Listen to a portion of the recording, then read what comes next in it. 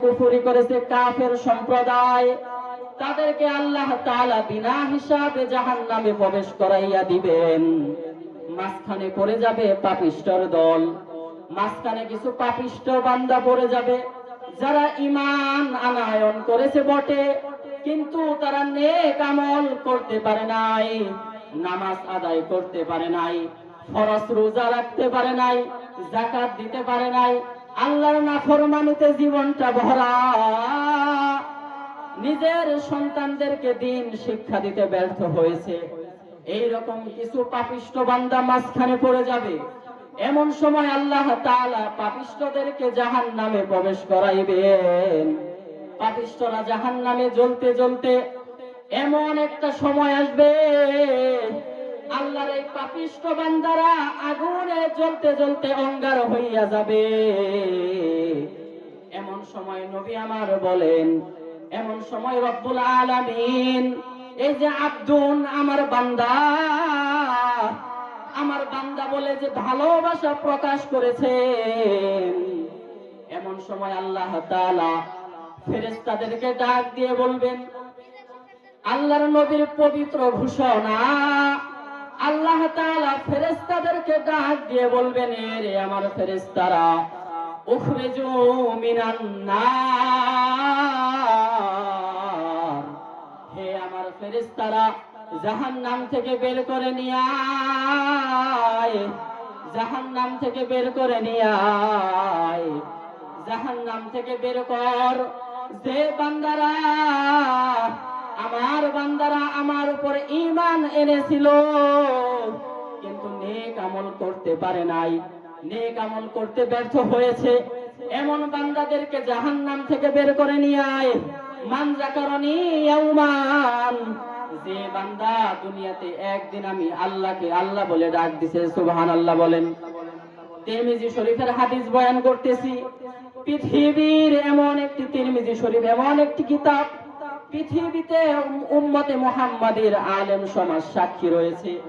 কিতাবের মধ্যে সিহা-সিত্তা 6টি বিশুদ্ধ কিতাব, এর মধ্যে তিরমিজি শরীফের স্থান হলো 3 নাম্বার, 3 নাম্বার স্থান জামিউত তিরমিজি, যাকে তিরমিজি শরীফ নামে আমরা খ্যাত করেছি। তিরমিজি শরীফের হাদিস বলতেছি, আল্লাহ তাআলা ফেরেশতাদেরকে বলবেন, রে ফেরেশতারা, জাহান্নাম থেকে বের করে নিয়ে আয় যে বান্দারা দুনিয়ার জমিনে একদিন আমি আল্লাহকে আল্লাহ বলে ডাক দিছে, সুবহানাল্লাহ বলেন। আল্লাহকে আল্লাহ বলে ডাক দেন, আল্লাহ, আরেকবার ডাক দেন না মায়া লাগায়, আল্লাহ। আল্লাহ তাআলা এই কথাই বললেন, উখরিজু মিনান নার। উখরিজু হলো আমরের সিগা, উলামায়ে কেরামগণ খুব ভালো বুঝবেন। আল্লাহ ফেরেশতাদেরকে আদেশ করবেন, জাহান্নাম থেকে বের করে নিয়ে আয়। আমার বান্দারা আমার নাফরমানি করলেও আমার প্রতি ঈমান এনেছিল, একমাত্র ঈমান আনার বদৌলতে আমি আমার বান্দাকে জাহান্নাম থেকে বের করে জান্নাতে প্রবেশ করিয়ে দিব, সুবহানাল্লাহ বলেন। এইটাই হলো পাপিষ্ঠ বান্দাদের সর্বশেষ অবস্থা। কিন্তু রব্বুল আলামিন কুল ইয়া ইবাদি, নিজের বান্দাদেরকে দেখে 1 নাম্বার বলতেছেন, আকিমুস সালাহ, বান্দারা নামাজ কায়েম করো। আল্লাহ তাআলা বললেন, হে আমার বান্দারা, আকিমুস সালাহ, নামাজকে তোমরা হেফাজত করো, নামাজ সম্পাদন করো, নামাজ সঠিক সময়ে আদান, নামাজকে সঠিক সময়ে আদায় করো। হাফিজু আলাস সালাওয়াত, নিজের নামাজের প্রতি তোমরা যত্নবান হও। বান্দাদেরকে ভালোবাসার ডাক দিয়ে নামাজের প্রতি দাওয়াত দিলেন কে? নামাজের প্রতি দাওয়াত দিলেন কে?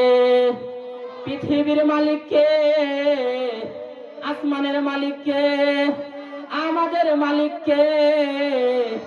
আল্লাহ রাব্বুল আলামিন 2 নম্বরে বলেন, আনফিকু মিম্মা রাযাকনাহুম, হে আমার বান্দারা, আমি তোমাদেরকে যে রিজিক দিয়েছি, যে সম্পদ দিয়েছি, এই সম্পদ থেকে আমি আল্লাহর রাস্তায় দান করো, ব্যয় করো, সদকা করো। এই যে একটা দ্বীনি মজলিস হইয়া গেছে, দ্বীনি মাহফিল হইয়া গেছে, আমার পরে অত্যন্ত সম্মানিত ব্যক্তি মাওলানা আশরাফ আলী হাফিজাহুল্লাহ, তিনি আরো সুন্দর আলোচনা করবেন। এরপরে উলামায়ে কেরামগণ আলোচনা করবেন। কখনো হয়তো আপনাদের কাছে এই মাদ্রাসার জন্য কিছু হয়তো কিছু সাহায্য চাবেন, দান সদকা চাবেন, এই দান সদকা আপনারা করবেন।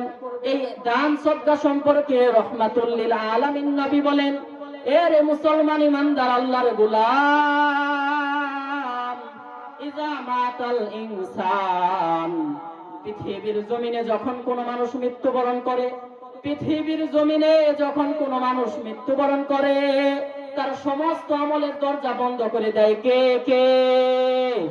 তার সমস্ত আমলের দরজা বন্ধ করে দেয় আসমানের মালিক আল্লাহ। ইল্লা মিন সালাসিন, তবে তিনটি দরজা খোলা থেকে যায়।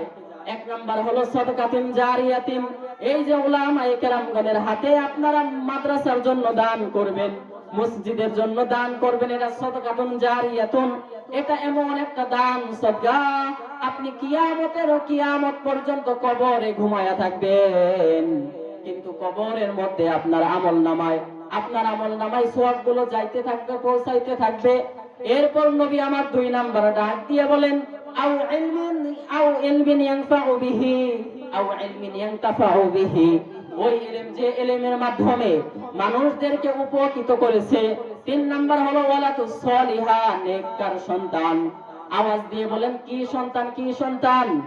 নেককার সন্তান।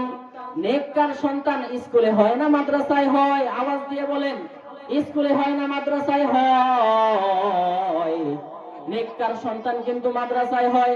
এজন্য নবী আলাইহিস সালাম সন্তানদেরকে নেককার বানানোর জন্য পরিষ্কার হাদিসের মধ্যে বলেন, বাইহাকি শরীফের হাদিস বলতেছি, নবী আমার বলেন, কোন আলিমান, হে আমার উম্মত, তোমরা নিজেরা আলেম হয়ে যাও, আও মুতাআল্লিমান, অথবা আলেমের ছাত্র হয়ে যাও। এই যে মাদ্রাসার মুফতামিম সাহেব মুফতি আরিফুল ইসলাম হাফিজাহুল্লাহ, তার কাছে আপনারা নিজেদের দরদের সন্তান তার কাছে দিয়ে রাখছেন, অত্যন্ত ভালো মানুষ। এই যে মাদ্রাসার মুফতামিম সাহেব, তিনি যে দ্বীন শিক্ষা দেন, এটা হলো ইলমু ইয়ানতাফাউ বিহি, মানুষকে ইলম দ্বারা উপকৃত করতেছে, এটা কিন্তু সদকায়ে জারিয়া হবে। আপনাদের নেককার সন্তানরা যখন আপনাদের জন্য দোয়া করবে, আমাদের জন্য যখন দোয়া করবে, রব্বুল আলামিন এই দোয়াটাই কবুল করে আপনার আমলনামায় কিয়ামত পর্যন্ত সওয়াব পৌঁছাইতে থাকবে। সুবহানাল্লাহ বলেন, সুবহানাল্লাহ বলেন। এই জন্য দ্বীনি মাদ্রাসা, গন্ধব দারুল কুরআন হাফিজিয়া মাদ্রাসা, এই মাদ্রাসায় সন্তানদেরকে দিয়া দিবেন, 1-2টা ছেলে মেয়েদেরকে দিয়া দিবেন, তারা দ্বীন শিখবে, আওয়ালাদুন সালিহার অন্তর্ভুক্ত হয়ে যাবে, নেককার সন্তান হইয়া যাবে, দুনিয়ার সম্পদ তো পড়েই থাকবে। যখন আজরাইল চলে আসবে, পৃথিবীর জমিনে যখন আমাদের হায়াত নাম